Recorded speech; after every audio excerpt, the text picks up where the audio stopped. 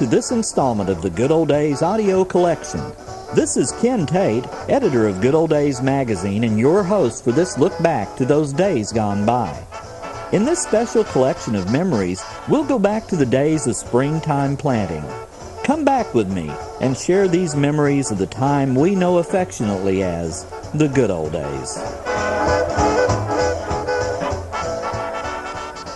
One quality I inherited from my father is that of being an early riser. The early bird always gets the worm, he told me over and over again when I was a youngster.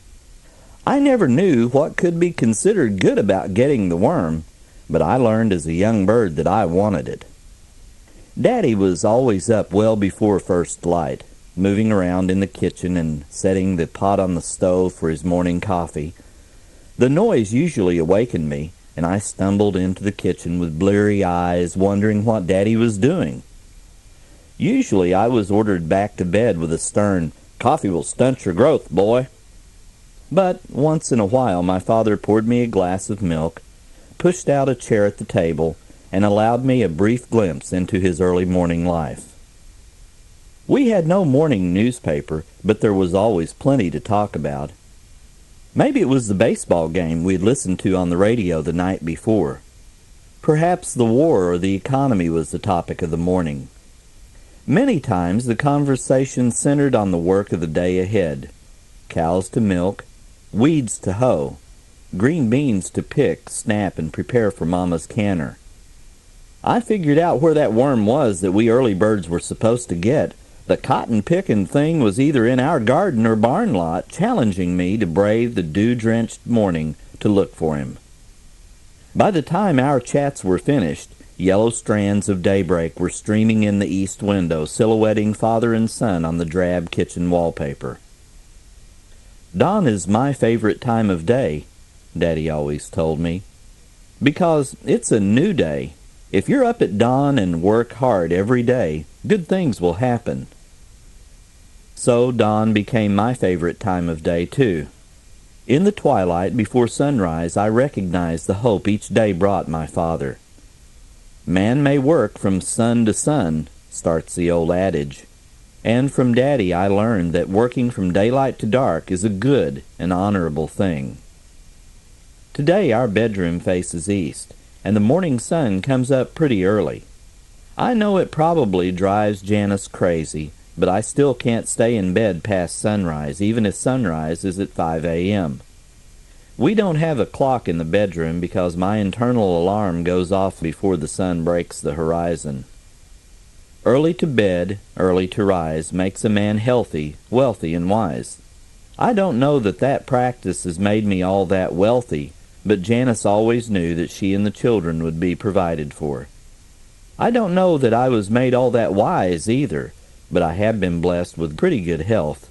1 out of 3 isn't bad, I guess. And now that I have the perspective of age, I'm glad Daddy taught me to be an early bird, whether I wanted the worm or not. There's nothing like living on the farm to teach a youngster a lot about life. Bradford Ramsey learned huge lessons one spring, both temporal and spiritual, about sowing and reaping. Join Bradford as he relates the lessons he learned at corn planting time. I always said springtime is wonderful, a time when birds sing and flowers bloom, and when a fellow ought to get sort of sentimental. Papa said that springtime is corn planting time. He said if you don't plant corn in the springtime, you won't have corn to gather at harvest time. Papa smiled when he said it, and I knew that he meant more than he put into the words. That was the preacher in him. Papa was always meaning more than he could get into the words he used. And so it was that we learned to plant corn the year of 1922, the first spring season we spent on the farm in Greenbrier Cove. We planted corn the quiet way, with no noisy machinery. The modern method of farming takes all the color out of corn planting.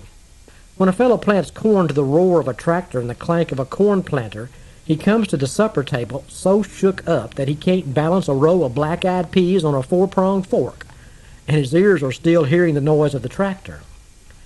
When we planted corn by hand, we came to the supper table with huge appetites, and we didn't leave until the hunger pains were quiet. And we could still hear the mockingbirds and robins singing. Papa showed us how to drop plant. With a sack of shelled corn swinging from our shoulders, we would stride down a new-made furrow, dropping 3 grains of corn every yard. Papa carried the sack to plant the Tucker spring field, and we walked along behind, measuring our stride by his footsteps. Rufus first, Orville second, and then myself. So you can get used to the long steps, Papa said. When we planted the lower sassafras patch, we, Rufus, Orville, and I, took turns carrying the sack. We got along fine, except that I had to rest after planting each row because my legs were not as long as theirs, and I got tired quicker. Orville said that I tired quick because I was a runt, and I hit him in the back of the head with a handful of shelled corn. I guess we would have tied into each other if Papa hadn't come back to the field. We hit big trouble when we planted the Bungalow Hill field.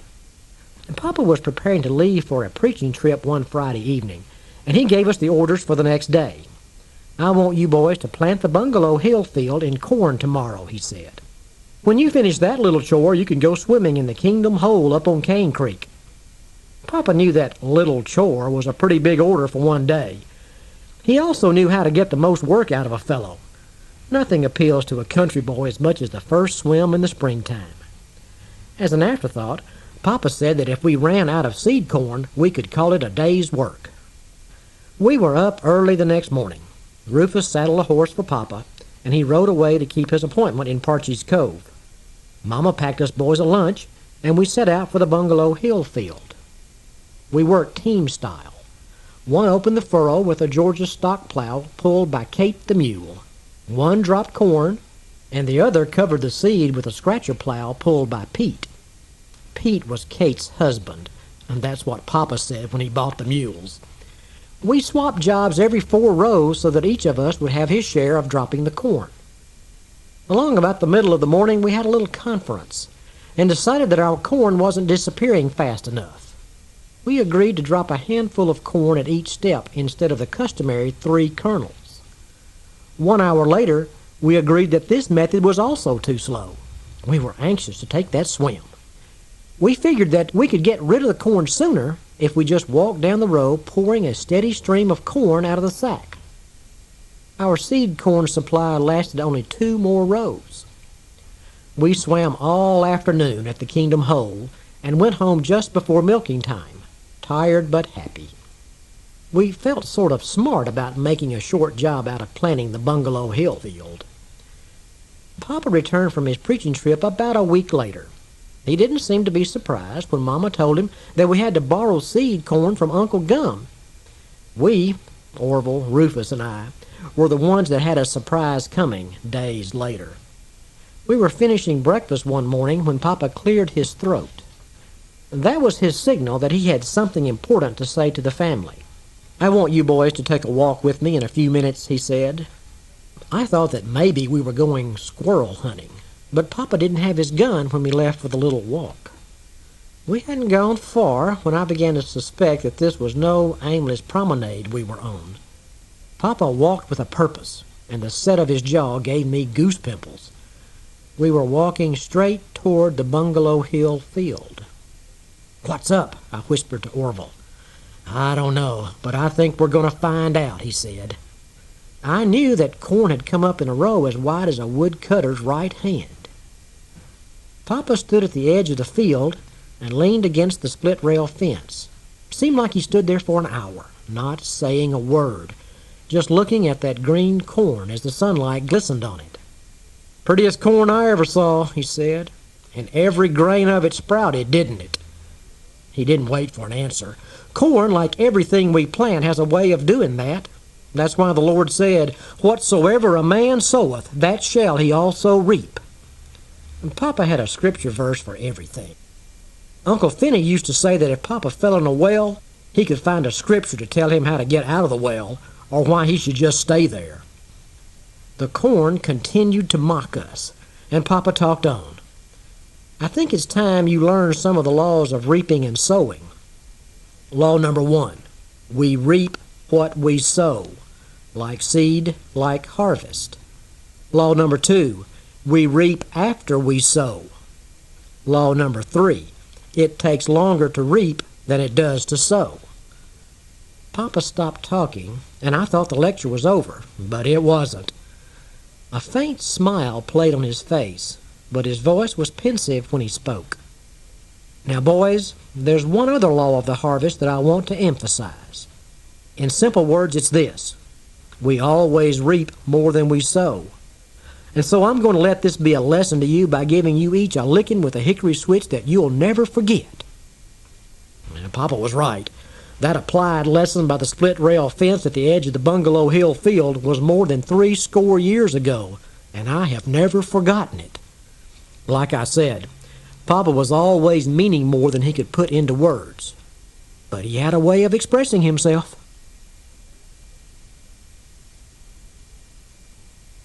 Lucie Clemens learned a lesson at spring planting time, too. Lucie loved her father, and her father loved growing good things to eat. So Lucie remembers her first garden.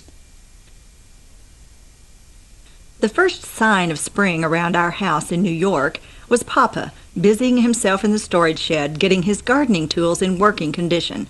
After the last frost, he was eager to till the earth of our 1-acre vegetable garden.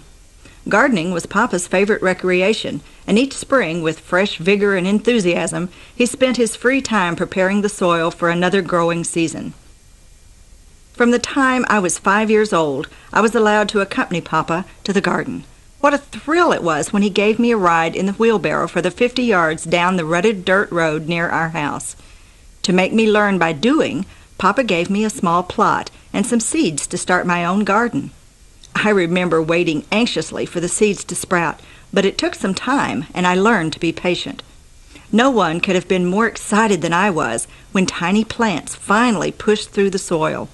I watered the young plants from a rain barrel, and eventually, to my delight, a lush garden came into being. Papa watched the flowering of my garden with amazement. He didn't mention that the large, soft, green, almost exotic plants with the delicate leaves and small blossoms were hardy weeds that had taken over. Many times I helped Papa with his work. It was interesting to watch him lay out his garden. I was impressed with how things were done. He attached both ends of a length of rope to wooden spindles. Positioning a spindle at each end of a row, he made a line for planting. Along this line, Papa dug carefully spaced holes with the spade. Wearing Mama's apron filled with seed beans or potatoes, I followed behind and placed a few beans or one potato into each hole, while he covered them with the earth from the holes he dug in the next row. Later, when beans, peas, cucumbers, lettuce, tomatoes, carrots, and potatoes grew in neat rows in their patches, I experienced the joy of watching the miracle of growth from seed to fruit. When I saw Papa observe everything with pride, I too felt proud for having been a part of it in a small way. In the already chilly fall air, we harvested potatoes as our last crop. Papa dug them out, and I gathered them into a field basket. Each full basket was emptied into burlap bags. Afterward, Papa collected dry potato foliage, laid some potatoes on top, and set a bonfire. I placed the food we brought on a blanket, and we both sat down and watched the fire burn out. Then Papa speared the potatoes out of the ashes, and in the twilight of the autumn day, we said a prayer of thanks before enjoying our feast. Now the season was over. Cellar and attic were loaded with remarkable yields we had reaped from our garden. Once again, hard work had paid off. Some days, when I work in my flower garden, I let my mind wander back over the years to the garden of long ago, where I learned so many lessons.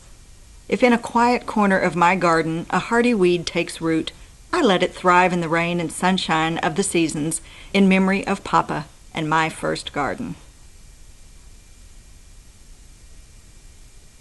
When you wanted something fresh to eat before the garden was ready to give it, you went out into the fields and found the early sprigs of spring. Alan Benton remembers when all it took for a succulent meal was a keen eye for spring greens. The good old days of the 1920s and 1930s were not without their flaws. For farm families, one difficulty was the shortage of fresh food during the long winter. The first killing frost generally struck about the end of September, so the only fresh food from then until the next spring consisted of fruits and vegetables which could be stored. We had lots of apples, but by the end of winter they were pretty well gone, and those that remained were not very good.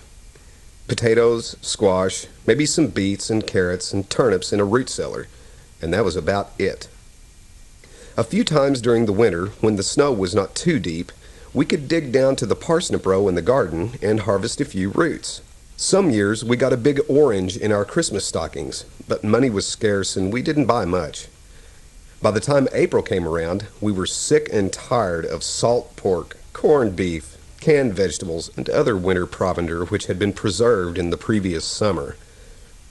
Some bright April day, Mother would say, "I've got a hankering for some spring greens."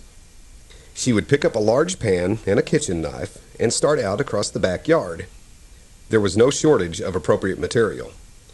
Many of the plants we now call weeds were originally brought to this country by early immigrants for use as pot herbs. Mother would snip off the small, succulent leaves of dandelions, the most abundant edible greens then, as they are in most yards today. Curly dock was next. There were always a few coming up around the edges of the garden, and their leaves were mild in flavor, though with an odd texture. Tiny leaves and shoots of milkweed and pokeweed were added to the pan, along with some leaves of horseradish, which she gathered from the patch where we would later harvest the roots. The resulting mixture certainly had a more pungent flavor than the standard garden greens such as spinach and Swiss chard, but after 6 months without green food, they tasted pretty good to us. We always ate them with butter, salt and pepper, and a dash of vinegar, and maybe, if one was available, a ham hock or a slab of bacon. But a bigger treat awaited us. Some Sunday afternoon, Mother would say to Father, "Don't you think it's about time for the cowslips to be ready?" If he agreed that it seemed like they should, each of us grabbed a milk pail. For those not versed in rural lore, a milk pail was a large metal pail with a capacity of 12 to 16 quarts. The cowslips were on a neighbor's farm about a mile away across the fields. Cowslips grow in wet swamps or along the edges of shallow brooks, so we had to wear boots. Slogging a mile or so across the fields in farm boots was not good for the feet, but we somehow toughed it out. Arriving at the swamp, we fanned out and began to fill our pails with the cowslip leaves. In an hour or so, our buckets were full and we headed home. As like as not, at least one of us would have gone in over our boot tops, and if it was a warm day, Mother might allow the wet-footed lad to carry his boots and walk home barefoot. The cowslip, a relative of the buttercup, is a truly bitter herb. The leaves are poisonous until they are cooked, but when they are small and tender, properly cooked and seasoned, they make a tasty feast. Once each spring, we had a natural feast. We tapped a maple tree and boiled down the sap to make maple syrup. We dug up, cleaned, and pounded some cattail root to get flour. We cracked some butternuts or hickory nuts for flavor and made a batch of wild pancakes. Sadly, there were other delicious wild herbs which we did not eat for some reason. I suspected it was an ethnic thing. We did not know, for example, that the common burdock made a tasty spring dish. How I regret the many thousands of small burdocks, just right for frying, which I dug up and discarded during the years of my childhood. At the age of 50 or so, I was introduced to this flavorful treat by a student in one of my classes. One year, a student of Italian descent asked me if he could bring some burdock stalks. I said okay, not expecting that I would actually enjoy this noxious weed, the bane of my youthful years. But to my surprise, they were delicious, and now the only thing that keeps me from enjoying them every year is laziness. It's a lot of work to pick and peel those slender stems, even if the resulting product is worth the effort. Another weed which we didn't eat was purslane. We called it pusley, and it was a major problem in the garden.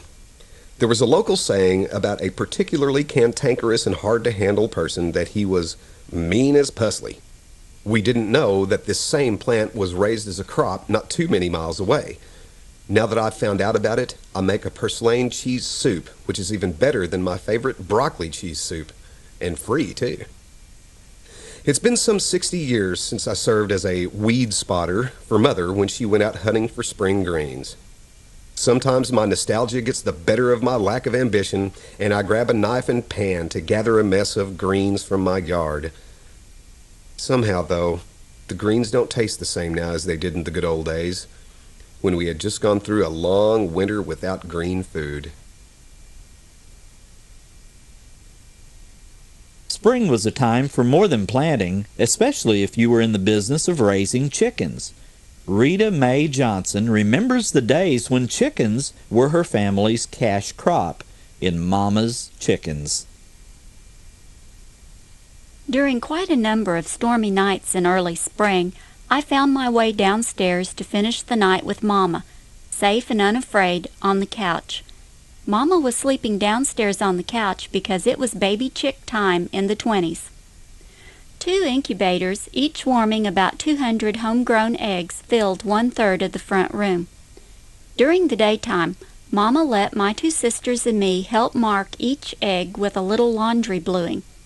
2 times each day every egg was turned over, all bluing showing at night and none during the day. A tiny thermometer showed the temperature inside the incubator to be 103 degrees. The routine was broken during the 2nd week when we candled the eggs. For this chore, Mama pulled the trays of eggs to the front of the incubator and passed the flashlight under each egg, one at a time. If the egg was dark, all was well, but if it seemed light, that meant it wasn't fertile, so out it went. At the end of 3 weeks, things began to happen.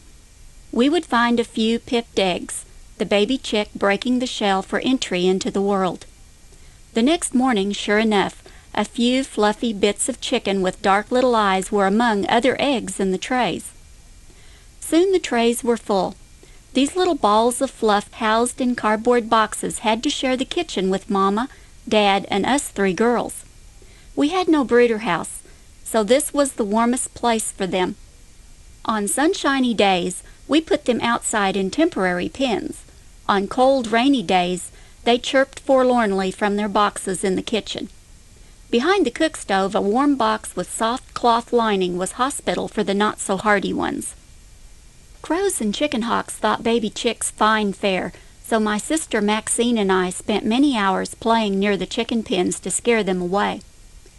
One day, Dad took a few of the hopelessly hospitalized chicks with him when he went back to the field to plow. He climbed up the hedge tree, removed the eggs from the crow's nest, and put the sick chicks in. Every day he climbed up to check on them. All was well for about a week. Then he found the nest empty. Perhaps the old crow decided they were foreigners and ate them for lunch. The very finest roosters were kept for next year's flock, but the others ended up on the table. Mama would toss down a handful or 2 of corn and grab the foolish roosters who came for a few grains. She'd quickly remove Mr. Rooster's head. A bucket of hot water loosened the feathers, and he was soon cleaned, in the skillet and filling the air with the aroma of fried chicken. The hens were kept for laying eggs, which we sold each week, dozens and dozens of them, to Dawson's Produce in Bronson, Kansas. During the Depression years, the chickens were our means of survival. When things got really bad, Dad would cull a dozen or so hens who were not laying eggs, tie their legs together with baling twine, and put them between the front and back seats of the Model T and haul them into town. This money bought flour, coal oil, shoes, or whatever was absolutely necessary. Nothing was charged, ever. Today I have a few chickens for fertilizer and the pleasure of caring for them, but sometimes when I turn them out of the hen houses, I can close my eyes and be a little girl again, turning Mama's fine laying hens out for their day in the sun. They helped us survive. Whether you were a dairyman or just had a couple of cows to provide milk for the family, you knew exactly what the phrase "till the cows come home" meant. You couldn't stay out any later than that. Helen Colwell Oakley remembers how it was in the days when the country cow lanes lined with bawling bovine in "Till the Cows Come Home." As the years go by, many scenes from rural America change, but one has remained the same through the years. The familiar country scene of a herd of cows gliding down a cow lane is the same as it has been since earlier times.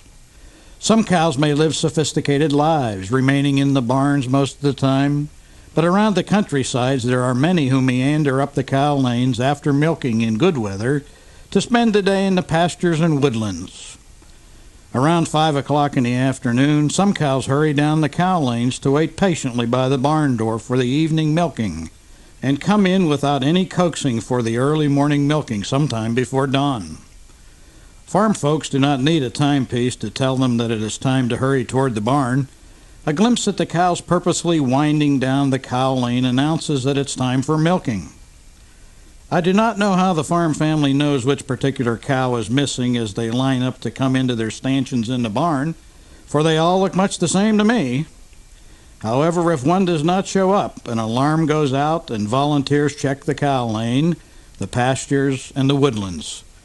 Eventually, the missing cow is discovered, often with an adorable baby calf at her side, and the pair are brought to the barn.